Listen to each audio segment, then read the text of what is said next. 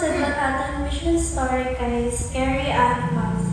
So, si Theodore po, iwa po siya sa deep passion sa pag-preach sa gospel. Mahilig po siya mag-invite sa mga tao para mag-talk about God. One day, may na-receive po siya na invitation para mag-study sa Bible. Evangelistic stories organized by the Seventh-day Adventist Church. Na-curious siya kaya nag-decide po siya na magkanto. Pagkanto na po, na-surprise po siya sa banner na puno sa mga kahadlok na hayop. Naniya asawa na hadlok po kaya bumalik siya sa inulan. Pero siya na-recognize niya po at mga nakikita niya. Mga prophecies na permit niya na babatian pero di niya truly na naiintindihan.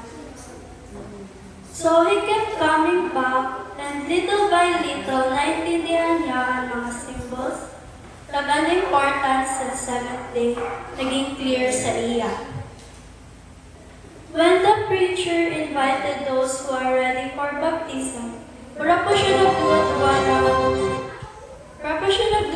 na magpabaptize. Tapos, soon, ang family niya na-baptize naman.